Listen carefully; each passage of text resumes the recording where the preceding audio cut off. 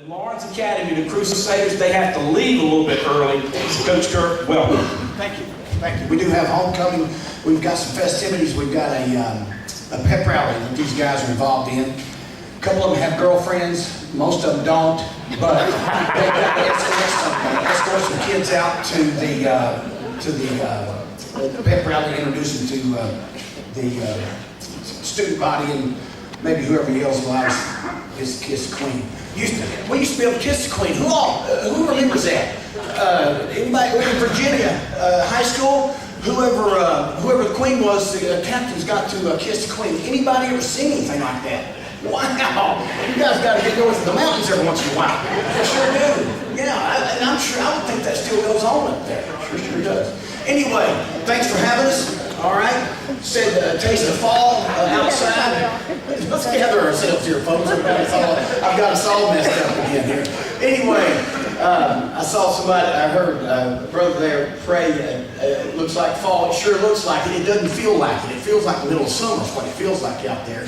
I got in the car yesterday, it's 91 degrees. I don't know what it's going to end up being today, but it's still hot, folks. Usually it's not this way, but again, football, I say this a lot, football's hard, but it's very inconvenient. It is very inconvenient. Anyway, homecoming today, interesting, but really about the last 2 weeks. I see it here. Last week, we did not make a trip to Clarendon Hall. That's in the low state down there, and I didn't have enough players. Don't have that much. Most of these guys around here usually have enough players. On Friday morning, I had 2 guys that didn't show up, and I was for an 8-man football game. I had 9 that I was going about to play South End. And you got to make some hard decisions. I'm the headmaster there and also the head coach, but you got to make some hard decisions sometimes with what we had. Probably wasn't safe to go, so you lick your wounds and get well and try to come back at another time. Again, we've got homecoming tonight. Because we didn't play last week, we won the 2 previous games. I can't remember when we were on a 2-game winning streak. All right, we've got a little better. We really have. I've got some guys who, what I call, have hung in there for the last couple of years at Lawrence Academy and overcome some things. Sure have made a couple of things happen. Have some reason to be excited. Got a good 2-4 football team coming in tonight in Richard Wynn. It will be a formidable opponent. They have played some awful good football teams. We jamboreed against them early in the season. They got the best of us then. Hopefully, we will have gotten some better. That will be tested tonight, and that's always the only way to find things out is to go play, and that's what we do. So I got a couple of guys who've improved. I'm going to talk about them here a little bit. Cal Robinson. Cal, stand up. We moved Cal to linebacker 2 weeks ago, 3 weeks ago, somewhere in there, and he really changed their defense. He really did. I've taught some guys, when the fullback comes at you, go toward him, and I can't get there. And I told Cal to do that, and Cal does that pretty well. Cal does it pretty well, and we stop the run a little bit better. As many points as we give up, we still stop the run a little bit better. I moved him from defensive back, and I shouldn't have because I needed him there. But if you play about anything, and he knows where he's at on the field, I appreciate it. He's always there. He's always dependable. He's got very good feet. He's got... Even, I said this maybe last year or 2 years ago, he's got a great career ahead of him. It's all ahead of him. Thank you, Cal. Carson, stand up, Carson. Carson been one of our linemen. Got 2 guards, 2 tackles. At our place, you go both ways. Carson's getting in shape. When you're in shape, you're a pretty good player. He's got good size. He's getting better. All right. Every week, you depend on him to play hard. I appreciate that about him. And the 2 games we won, he's been a result of that. Result of what he's doing offensively and defensively, made a couple of tackles behind the line of scrimmage when we needed it, and has done a wonderful job for us. Thank you, Carson. Realus Littleton, really the same boat. Realus getting in shape, better shape. He broke his ankle in baseball, and you know what? I feel like last week he didn't limp. That's been limping for about 6 months, folks. He's finally getting better. He sure is. Knows what to do offensively, knows what to do defensively. Appreciate what he does there. You got a girlfriend. All right. Yes, he's going to get back to his girlfriend there. Anyway, and he plays with a bad shoulder. He's got a shoulder that hurts him. All right. And other coaches have that. They have kids that play hard. There's a defensive kids, and he can play hurt. He just puts it out of his mind. And we've all been around that in life and in football. So I appreciate it. Thank you, Liz. Dawson, senior, only senior on the football team. He came out late. I could put him in any position on the field and he'd know what to do. He really would. He's got some leadership abilities that he may not even realize he has. He's let's go guys, let's go guys, and I appreciate about him. He's our kicker, 3 onside kicks, the last 2 ball games that we won, difference in the ball game. He smiles a lot, does he smile? Anyway, he's helped us. He's helped us catch the ball. If you get him close to him, he's going to catch the ball. Hang on, let me make sure I wrote everything here. And that's it. Now, stand tall, stand up, dude. Stand up at the side. All right? Now, Dawson, sit down. Listen, there's reasons that D broke his finger maybe 3 or 4 days before an open ball game.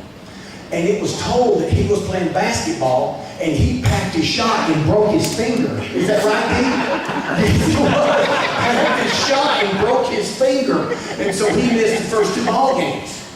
But that very point, since he has come back, you can almost mark it to the ball game. He's gotten better every single ball game.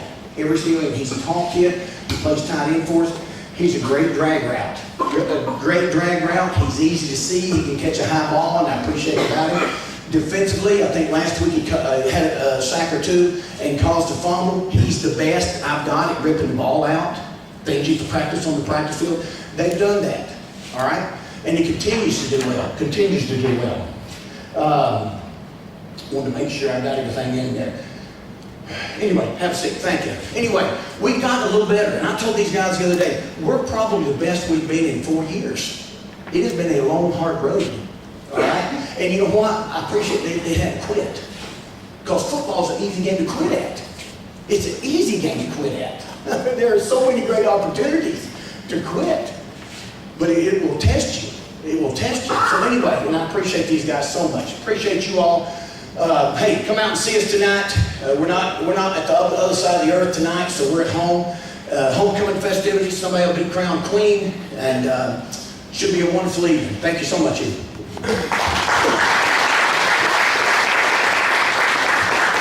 It's homecoming at each of our high schools. Homecoming for you, Coach Liner, is homecoming. Yes. So it's homecoming tonight for all 3 high schools. That is interesting. Coach Liner, I'm going to bring him up right now. This is our head coach of the Orange Raiders, Coach Chris Liner. I'm going to start with our players first. If Kevin Carter, if you stand up just for a minute. One of the privileges of being the head coach is sometimes you get a unique opportunity to do some things with people that you love. And his dad and I grew up together, played football together since we were, 8, 9 years old. And he looks just like his dad, so it's kind of creepy being in practice sometimes. And his mannerisms, even some of the same dumb stuff his dad used to do, he does it too. And that's been awesome to have an opportunity for Cameron. Cameron's our tight end, great kid. I couldn't say enough good things about him, but it was a pleasure having Cameron as part of our team. Brought our quarterback today, Ryan Campbell. Me and him have had it out probably for the first 5 or 6 weeks, and last week he played like a quarterback. And I thoroughly enjoyed that. Did just about everything he was supposed to do to help us win the game. And I appreciate your hard work, and I appreciate your dealing with me and the way I handle you. I want to introduce Gary Addy. Gary Addy's our starting linebacker. Another just awesome kid, tough, hard-nosed player.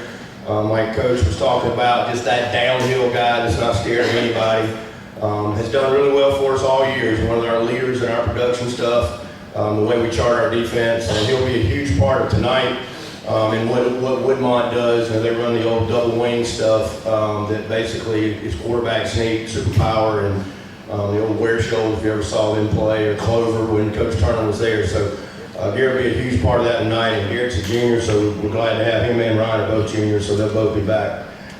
Just the last couple weeks, we're -10 right now in the turnover ratio.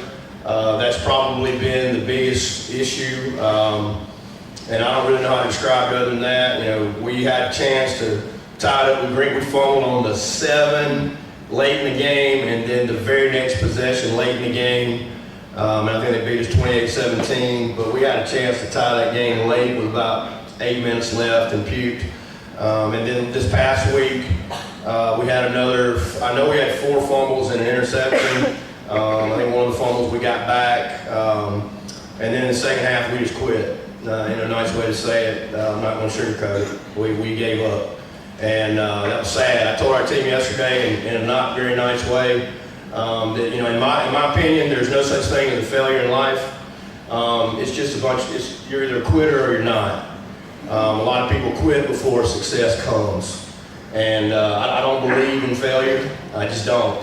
I think at some point we're going to see the writing on the wall, not the writing on the wall, but we're going to see that the light at that end of the tunnel is not a train, and we're excited about that day when it comes. But we're not quitters. We're not going to quit. We're starting some freshmen tonight. And I'm excited about that, just to see what happens, and we're just going to move forward from there. Appreciate all y'all do. Thank you. So much pageantry and everything with homecoming, with the parades and the floats and the pep rallies and everything. I think that's caught the Red Devils up in it today. So I'm going to bring up Coach Andrew Webb. This is the head coach of the Clemson Red Devils, Coach Andrew Webb. Yeah, our guys are right in the middle of our pep rally at school. We do that in the middle of the days. We've got so many people take college classes at the end of the day, early dismissal and whatnot. So our players, they don't get to do a whole bunch with homecoming week. But the Friday pep rally, they get to be a part of their class skits. They get to support their classmates. And I certainly didn't want to take them away from that. So that's where our guys are. The past 2 weeks, we have took it on the chin. And it has not been fun. It's been really, really tough. But, our guys, they keep showing up every Monday, and they're still working. And a lot of that is, a tip of the hat to the type of character kid that we have. It's a tip of the hat to some of our leaders. If you pay attention to, our captains, there's one captain that goes out for us every week. There have been a couple that join him, but Cam Nichols goes out every week to represent our football team. And the type of young man that he is, to continue to work hard, push his teammates, and lead his teammates, it is really, really a blessing to have him to continue to help our football team get better. And when you go take one on the chin, 62-7 on TV, that hurts. It hurts. And there's a lot of noise that you hear. I'm sure those guys probably hear it way more than me. When you start losing 62-7, nobody talks to you. But those guys, they keep working. They keep working, and we're certainly excited about the opportunity that we have tonight to go play Mid-Carolina. And, in the grand scheme of things, the last couple of years, we've been 0-1 in the conference going into our second conference game, and we're in the same spot. Throw the score out, we're in the same spot, keep working, get better. We got to go find a way to win a football game tonight and get right back in the middle, of a playoff hunt. But, these guys, sometimes, they're judged, they're looked at off of wins and losses, and that's certainly not the way that we feel about them as young men. And, that to be able to go coach them each day, to be able to work with them each day, to be able to see them grow and fail each day and continue to work, that's what coaching is. And all of us want to win. Losing certainly stinks, but it doesn't change the way that we work as coaches. It doesn't change how they work as players. And I'm certainly proud of them. And, I know we'll get their best effort tonight. We've also had injury bug hit us a little bit. We, a couple weeks, 2 weeks ago at Pendleton, we lost Connor Richardson, our starting quarterback, snapped his arm, broke those bones. And hopefully he's not going to have surgery. He's got to go back this coming week to make sure those bones are still in place. The cast that is in, we brought a young fella, Jay Miller, 2 weeks ago. He was player of the week, tore his ACL. He's got to have surgery coming up soon. So we've been banged up a little bit too. We'll get our running back, Greg Sanders, back tonight. He's our leading rusher, didn't play last week with a banged up foot. So part of that is just football. It's just football. You got to keep rolling with it. But Coach Liner said he has a couple freshmen starting tonight. We started one freshman on defense for us every game this year. And that little rascal's number 22, his name is Gary. He's our leading tackler as a freshman. And you know, he has done a lot of good things. There's been a lot of people ask me, you know, why aren't you bringing more of these guys up? Why aren't you bringing more of them up? Because our JV football team is really good. Our 8th grade team's undefeated. Our 7th grade team's undefeated. Those young guys are really good. But, you know, I don't mind telling you whether I'm right or wrong. You know, I certainly believe that the one thing Clinton has got to get back is when we put that uniform on, we expect to go beat you because it says Clinton across our chest. And for a long time, we won games because we were Clinton and thought we were going to beat you for no other reason than we're Clinton. And those young guys, they have it. They have it because it's really all they've known since Rick Lee, 7th grade, 8th grade, 9th grade. Now some of them in the 10th grade, they just go win. And, you know, some of that I don't want them to lose that. Don't want them to lose that. But those, you know, our program, our young guys, our program are doing really well. And I know we'll get our varsity team's best effort tonight. But we always thank you for having us. Good luck to both of y'all tonight. And we'll see y'all back in a couple weeks.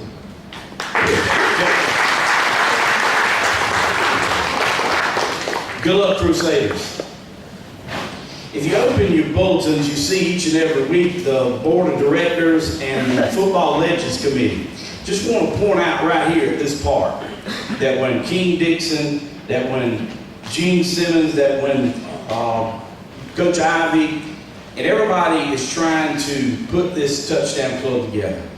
You know, we want speakers that's going to motivate the Raiders, the Red Devils, the Crusaders, but we also want speakers that you're going to enjoy, and you are really going to enjoy this one today. It's going to come from a perspective that's really going to put us in a game within the game and behind the scenes. And with no further ado, I'm going to bring up Coach Harold Nichols to let him introduce our speaker today.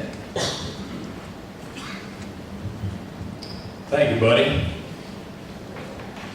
We've got a real treat for us today. I've got this distinct honor and privilege to be able to introduce a good friend, I call him a guardian of the game. You know, we've got a rich tradition of officiating here in Lawrence County, and in all my years of coaching, I've had an opportunity to have a professional relationship with Gary, and he's one of the best in the game. He's got a beautiful wife he's been married to for 30 years. He's got 3 beautiful children. He's a 1986 Wofford graduate, was a quarterback back in the day, Coach Galt. I don't know if you remember him or not, but he's been with State Farm now for 32 years. He has his own business down there in Columbia, and he's got a resume that's really second to none. He's done multiple bowl games. He's done the Insight.com Bowl, the Hawaii Bowl, the Outback Bowl, the Holiday Bowl. He's done the Army-Navy game, the ACC Officials. They have Notre Dame. They do the military academies. He's done 3 ACC championship games. And he did the 2009 BCS National Championship game. And like I say, I've been excited all week to hear him speak. Like I say, he's above reproach, and you know, officials and coaches have a unique relationship and have for a long time. And those guys can only be half right half the time, you know. So, but again, it's my honor and privilege. Y'all give him a good Lawrence County warm welcome here to Mr. Gary Patterson.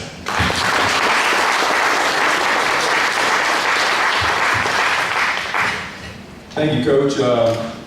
Great to be here. I think it's my second time being here. It was about 7 or 8 years ago that I was here. First of all, the high school guys, congratulations. You know, I'm very blessed to be able to go to places like Notre Dame and you know, Clemson, North Carolina State last week, but there's just something about high school football. I don't get to see a lot of high school football. I'm traveling on Fridays most of the time. But every Saturday morning when I get up in the state newspaper, I've got it online and I look at all the scores. I've lived in South Carolina all my life. So high school football to me is very important, and as I travel around the country, I always try to find the guys from South Carolina that are on the college teams and make it a point to speak to them. So most of you guys, teams are having a tough year as far as the wins and losses, but I'm telling you, the lessons you learn playing football, even losing, will teach you more than what you'll ever learn in the classroom as far as just dealing with people, dealing with difficult times. Classroom is important. I got 3 kids, one of them's already out of college, 2 still in college, so grades are still important, but still the lessons you learn with football are incredible. So I appreciate the coaches and the time and dedication you guys put in with that. I told Coach Nichols what I wanted to do is leave it open to questions later on. Now, I can't answer any questions. Well, why did you not call that holding in the North Carolina State Virginia game? The specific plays, but I can talk to you about philosophies and things like that. But I just want to give you a background on the Atlantic Coast Conference as far as officials and what we do in a given week. My son has been able to travel with me as my family as well. And I've asked him when I come to things like this, what do people want to hear? And what people want to hear, he told me, is the time and preparation that it takes to officiate. Even the high school level, these guys, the time and dedication and sacrifices that officials make, a lot of times for a little bit of money is not a whole lot. So in the Atlantic Coast Conference, we have 10 crews of officials. And a lot of people don't realize how many people are on a crew. There are 8 officials on the field in the Division I level. And then we have 2 guys in replay. We have a replay official and what they call a communicator. I'm not exactly sure what all they do up there. I just go to the sideline, put my headsets on, and they're talking to me. In the ACC, and I think the SEC as well, they have a command center. In the Atlantic Coast Conference, our command center is in Greensboro. And there is communication between our officials in the press box at the game with our guys in Greensboro. And they're looking at replays and things like that, and just, they call it collaborative replay. There are also, with 8 officials on the field, we have each crew has maybe like 1 extra guy. So overall, I think it's maybe 90 guys on staff in the Atlantic Coast Conference. Of course, we work all the Atlantic Coast Conference teams, and Coach Nichols mentioned Notre Dame and Army. We don't work Navy right now. Navy's in the American Conference. We have worked them in the past, but now they're in the American Conference. They're worked there. Liberty went Division I this past year. They chose us to work their games as well. And then we work, as I met Coach Nichols, we work the Big South games. Usually, what we call a varsity guy in the Atlantic Coast Conference will get anywhere from maybe 1, 2 Big South games a year. So I would rather work anywhere other than being at home during the season, because you spend so much time preparing. You want to work the games, and there's only 13 weekends, so you like working as much as you can.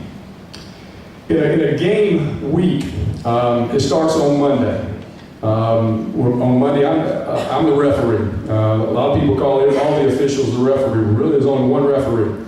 He's the one with the white hat. The other 7 officials, you got an umpire, center judge, line judge, head linesman, back judge, field judge, and side judge. And each one of them have different responsibilities, no different than the players. We have pre-snap keys. We have keys once the ball's snapped. Just like the linebackers reading a play, we have to read a play and make those calls. On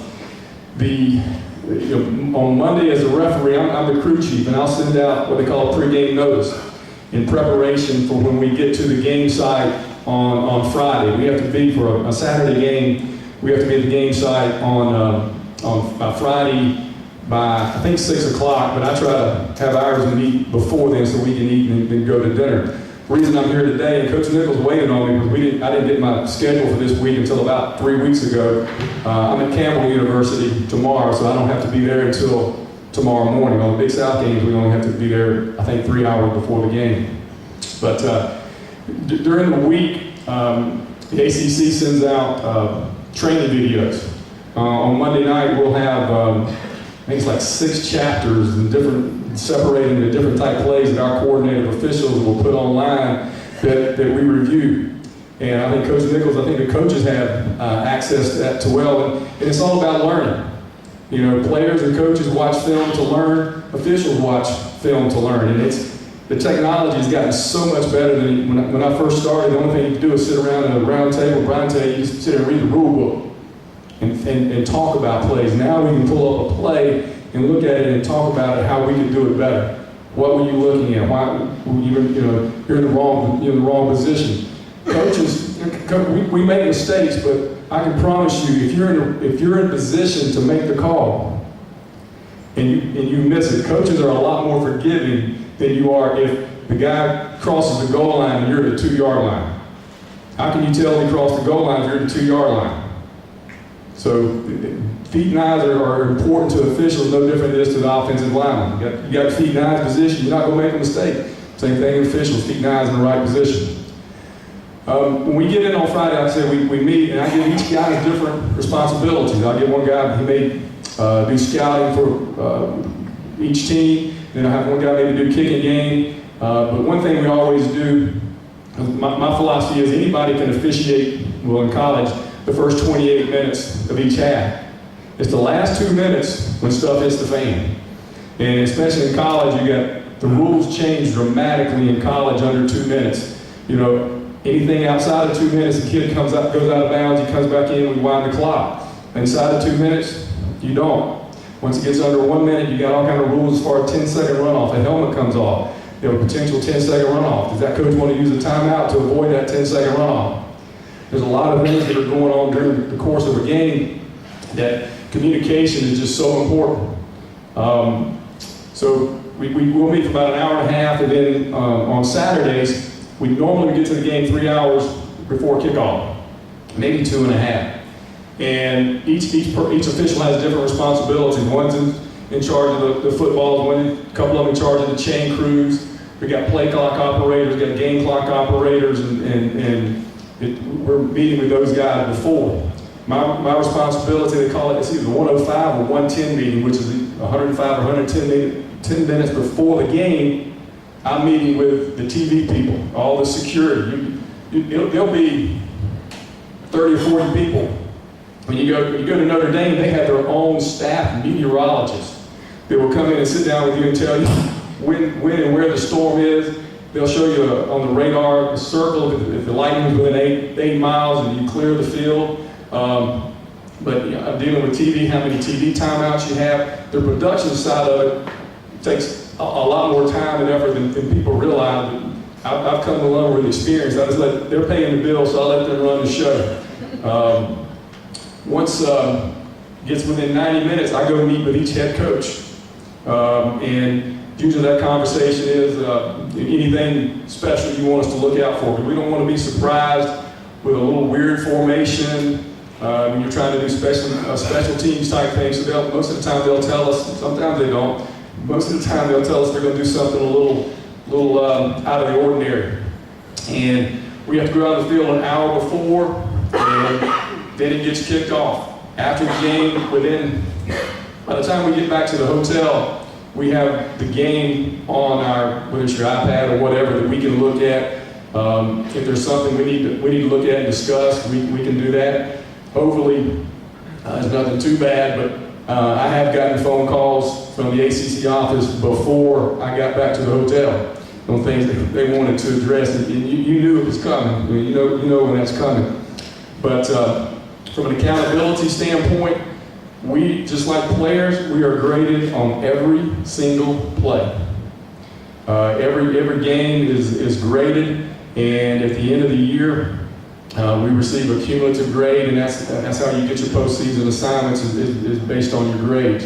It comes from, we have specific graders for each game. Coaches have input on those things, and then bottom line, the rest with our coordinator official, who's a guy named Dennis Hennigan, who was a longtime referee in the Big East, and he's been our boss for about 4 years now.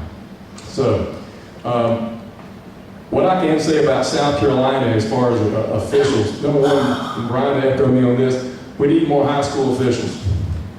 We need more high school officials. Everybody thinks when they work one game that they can work Clemson, Florida State the next week. And it's just not the case. When I started, I went to places, like I said, I've lived in South Carolina all my life. I went to places in South Carolina I didn't know existed. Went to North, Hunter, Kennard, Tyler, places like that, and worked. And it wasn't a lot of fun, but I didn't know any different. And I've been very blessed to be able to get where I am. So that's kind of a summary or a 30,000-foot view of what we do from a staffing standpoint. I was going to open it up to questions. I can go through some other things if you want to, but I was going to open up to questions. If anybody had any questions about what we do, about any particular rules, things that we do. Yes, sir. Exactly. And I understand how it works, and I'm sure that you monitor all the replays and go over what. But what is a good no call? And I don't know if you guys talk about it, but TV announcers do all the time. It's called game management. And the best no call I can give you an example of, I was at Notre Dame about 5 years ago. They were playing Brigham Young. It was the last game of the season. Imagine what the temperature was in South Bend, Indiana at the end of November. It was 5 degrees. Boy from South Carolina does not want to be out on the field any more than he has to when it's 5 degrees. They brought the water bottles out to us, they were frozen. This is a true story. The first TV timeout for each team, I went to the defensive lineman, and I told him, hey, I'm from South Carolina. It's 5 degrees. I ain't gonna be out here any longer than I need to be. I'm not calling holding today. If they tackle you, I will call it. But don't say anything about holding. Yes, sir. The other team came out, I told them the same thing. I had 0 flags that day. I had 0 complaints that day. Nobody wanted to be out there any longer than they had to. But it becomes game management. You know, if you've got a sweep around the right side and the wide out on the left side, maybe pulls a jersey and what would be holding at the point of attack, we're going to pass on that. And that's just game management and a good no call. Now, if it's to the point of attack and the guy gains an advantage, then yeah, we're going to call that. But something away from the play, we don't want to call that. The 3 times we want to call fouls is if, number 1, if my wife sitting in the stands knows it's a foul. You got a false start, that's pretty easy. The second thing is just like we're talking about the holding, you gain an unfair advantage. And the third time is player safety. Anytime there's a play, if you got a clip away from the ball, we're going to call that. If you got a hit to the head away from the ball, we're going to call that. Shot to the head away from the ball, we better call that. We miss those, we get in trouble. The biggest trouble that officials get into is everybody's watching the ball. We got 8 sets of eyes out there. There really should be no more than 2 sets of eyes on the ball carrier. Everybody else should be watching things in front and behind the ball. If you're at a game, try that. That is hard. That is so hard to do, not to watch the ball carrier, but that's where you get in trouble. Everybody's looking at the ball carrier, and all of a sudden you get a clip right beside him. Why don't you see that? He's watching the ball carrier. You can't use that as an excuse. So that was a good question. Yes. Same game being played all over the country. You might see a game called by ACC officials called one way. SEC might call it another way. Pac-10 another way. Any idea other than the type of play that's being played there? For example, a pass happy versus a run. You might see more holding, more pass interference calls, or is it just me getting mad at the game? It should be consistent across the country. We meet, not every crew in the country comes together as a national meeting, but all the referees, we meet in Dallas, and there's Rogers Redding is the national coordinator of officials, and then Steve Shaw, who's with the SEC, he's the national rules guy, but it should be called the same. Now, we're all human, and games are called differently. What coaches will tell you, the 2 things they want from officials is number 1, consistency, and they want communication. If it's a hold in the first quarter, it better be a hold in the fourth quarter. If it wasn't a hold in the first quarter, if you let the defensive backs grab and tug a little bit in the first quarter, don't call it in the fourth quarter. So they want consistency and communication. If you do those 2 things, because I'll have games I'll have no flags, and I'll have games I'll have 5 or 6. When you don't have turnovers and teams play well, it's easy to officiate. Usually it's when teams are playing poorly, it makes it more difficult for us to play. You watch the Super Bowls and things like that, 1 or 2 flags. They're there for a reason. They're pretty good. So it should be consistent across the country. But it used to be in officiating, the best officials were always in the middle of the field. The referee, the umpire. Why? Everybody ran isolation and the option. Everything was between the tackles. Now, everything's perimeter. The hardest, for me, the hardest position are the line of scrimmage guys. Man, they got stuff going on. They got formation, they got offside. Is it a false start? They can have pass interference. Is it illegal formation? They got all kinds of stuff going on. All I got to do is make the announcement. So that's a good question, though. That's a good question. You've been to surprise. Sometimes coaches surprise you with a play. What's the biggest surprise you had? When the coach didn't tell you, hey, watch out for this, and then it took you by surprise. In Notre Dame earlier this year, Ball State had the ball 4th and about 5 at about the 40-yard line. You know, where it was, are they going to kick a field goal? Are they going to go for it? What are they going to do? And they snapped it back to him. They were going to go for it. Quarterback's in position. They snap it back to him, and he quick kicks it. And you got my officials down deep. They don't know whether it's thrown, kicked. So they see a ball in the air, and one of the things I forgot to mention is that each one of us, we call it an O2O system. Basically, it's just a walkie-talkie system where we can talk to the officials. As soon as it was kicked, I got on the headset and I was saying, it was kicked, it was kicked, it was kicked. Why? Because they think it's a pass, they blow it incomplete, we got a kick. We got a famous inadvertent whistle at that point, and we have to do it over. So that gets back to communication. And those guys are very thankful that we did that. Now I learned something a long time ago from a guy named Jimmy Knight taught me this. He was a long-time ACC referee. You go and talk to these coaches, especially the special team coaches, because they got about 5 plays a game that they're involved with, and they will wear it out. And they'll come up with all these tricky formations. They're going to do this and do that, and on the edge, it's legal. But I'll tell coaches, and Coach Nichols will vouch for this, I'll tell them, when it's a little funky, I'll say, you know how they say they can call holding on every play? If you do something like that, you're going to be surprised if you get a holding call. Because, I mean, my job is protect the players and play 11 on 11. All the hideout plays and stuff, they pretty much eliminated that. But I want to make sure it's 11 on 11 and, you know, just let the team that can block better and tackle better win the game. All this little trick stuff we try, they've eliminated a lot of that. Talk about targeting. We see that a lot. It seems to be, talk about consistency. It seems to be a little problem with consistency on that. And, you know, we see, is there such thing as offensive targeting? Because we never see it called on the offensive side. If a guy initiates, we don't see it on the defensive side. Yeah, you could have a blindside block would be targeting. There's 2 types of targeting. One, you can never hit another player with the crown of your helmet. So anytime you see a player hit another player with the crown of the helmet, that's a foul. Everybody says, well, the running back does it.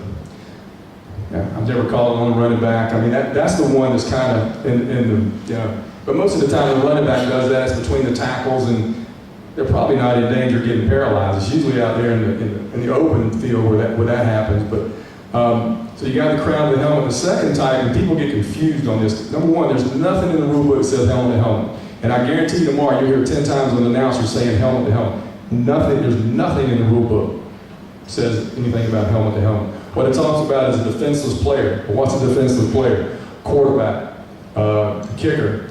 It could be a player on the ground. It could be a player catching a punt. It could be a receiver. A guy that can't defend himself. You can't hit him above the shoulders with forcible contact with any part of your body. And kids have really adjusted their targets on it. It used to be 5 years ago at May Sports Center where you got a pass that's 10 yards overthrown and the defensive back just blows him up. And people say, well, football's a contact sport.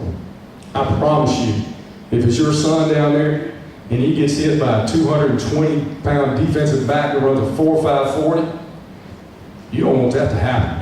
The human body is not meant for that to happen. So you'll see a lot of kids now they change their target. Now it happens sometime. Last year in the ACC, we had 5 targeting calls. The whole year. I think the SEC had 25.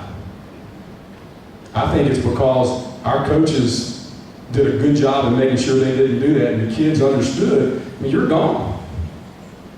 You're gone. We don't have a choice. I mean, just like an offside is 5 yards, if you get called targeting, you're gone. For the second half, you're gone for the first half of the next game, whether Next game is a national championship, bowl game, whatever, you're gone. And there's no appealing. That's it.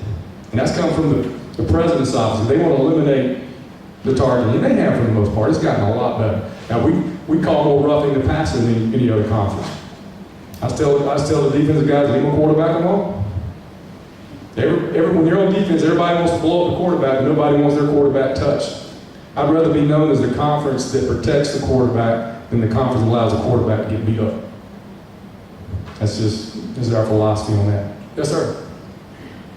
You said you don't want to comment on a particular play, but in a game last week, quarterback ran out of bounds, stepped out of bounds, and then was hit going down, I think, by the shoulder in the neck area.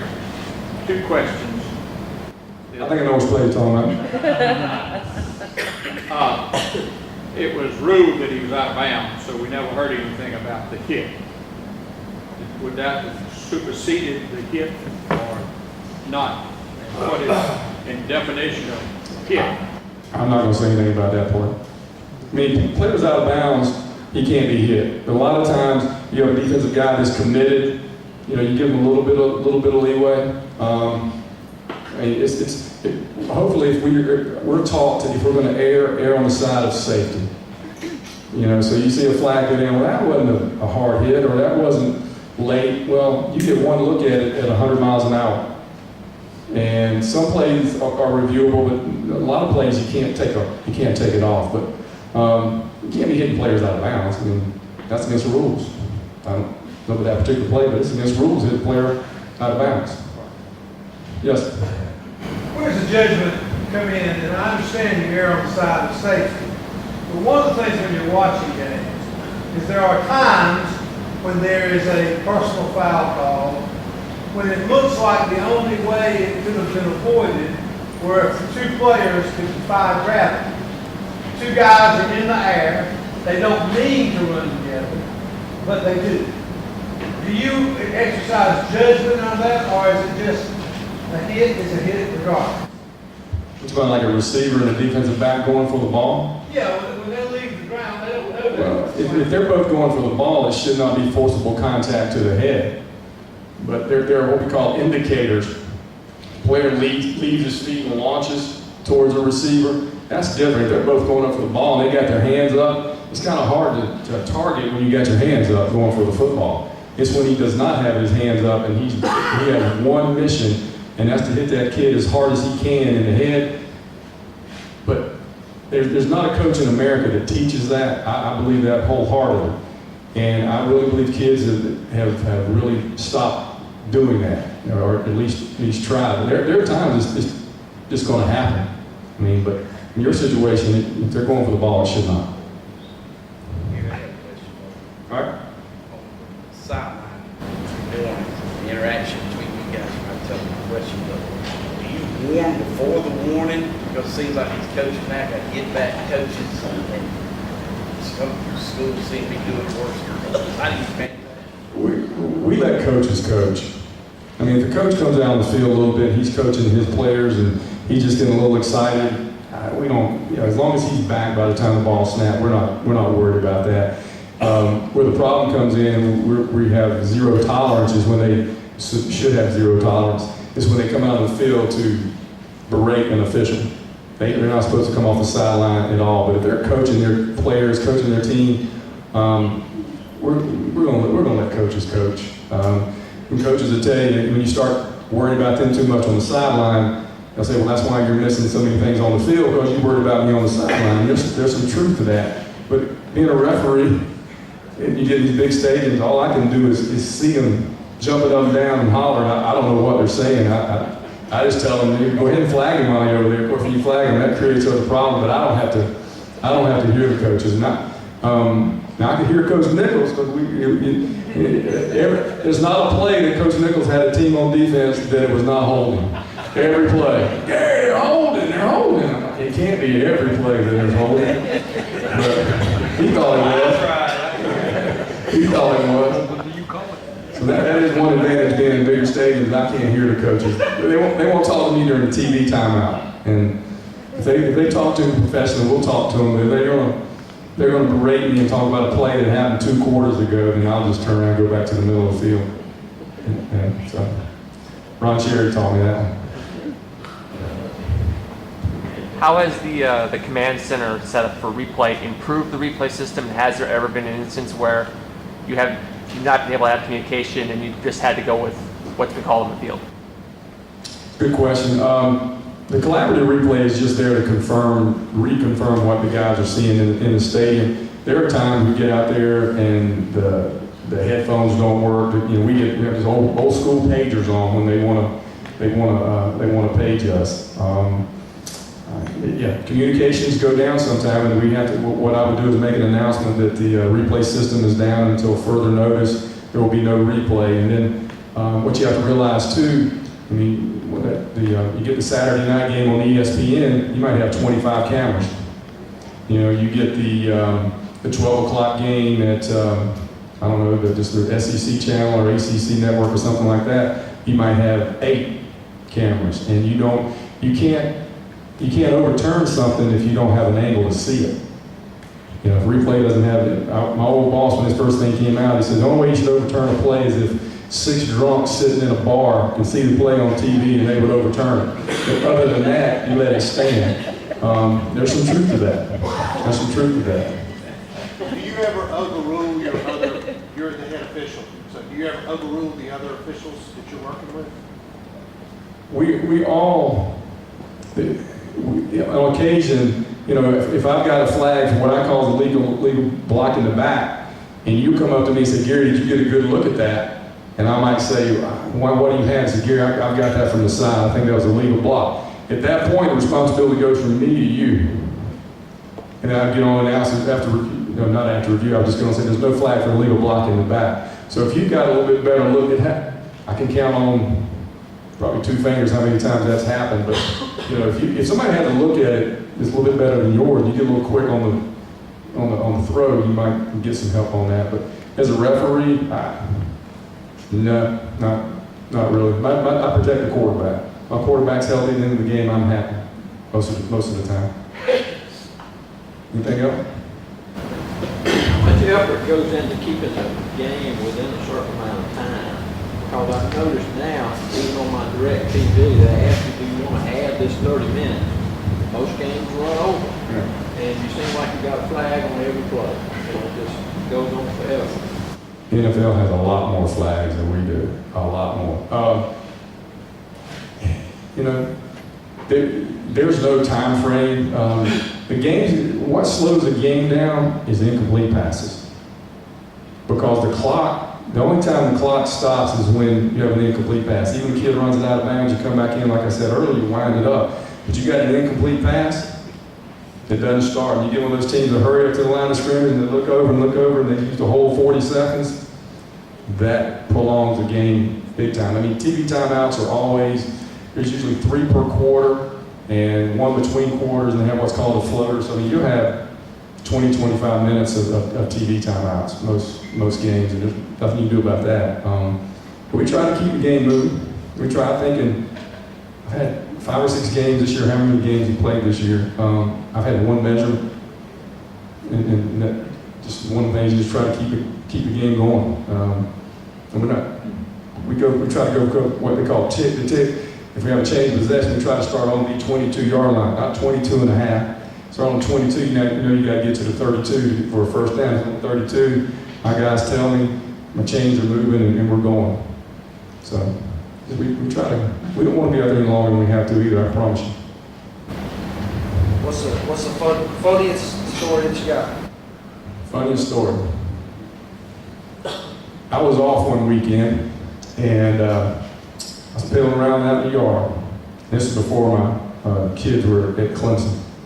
And I come in, I'm getting ready I think South Carolina was playing at 12 and Clemson was playing at 3:30. And I come in and my cell phone had like 15 phone calls on it. What in the world's going on? And I noticed the names on it were guys that I knew were working up at Clemson, but I noticed that it was the coordinator officials that called me like 4 times. And I live on the other side of Columbia in Elgin, South Carolina. This was like I said, about 12:15. And I called the coordinator official and what's going on? He said, where are you? I said, I'm at home. Why? He said, how quick can you get to Clemson? I said, 3 hours? Why? David Epperly, and David was a referee in that game. This is 4 or 5 years ago. David's got kidney stones. We need you to get up there. That was the time all that punk show was on. I thought he was punking. I'm like, I'm not going to Clemson. What are you talking about? He said, no, Gary, get in your car and go. If you get into problems, we'll call highway patrol. I'm like, are you serious? He said, yes, go. So my wife said, and I get off the phone and tell her that, and she thought I was crazy. And she saw the panic in my eyes. She knew that I was serious. And I said, I'm going to jump in the shower. Will you throw my uniform in my bag for me? My wife has never packed for me. She's a lot smarter than me. She said, why don't you just put your uniform on and wear it up there? I'm like, that's a good idea. So I get in the car, come up out here on 26, and literally, the police pick you up at Clemson about 2 miles from the stadium.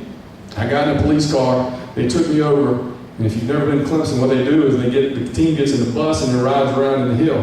When I pulled into the end zone there, the bus was pulling around to the hill. So they were talking on the phone here, we got your microphone ready, we got everything ready for your locker room. When you get there, I said, well, I got to go pee before I go out there before I get in. So I got my microphone on literally as I'm coming out the tunnel, Clemson's coming down the hill. And David Epperly had the kidney stones. He was holding on as long as he could, but I shook hands with the crew when we went and kicked off. So that's probably the strangest one I ever had. So hope that doesn't happen again.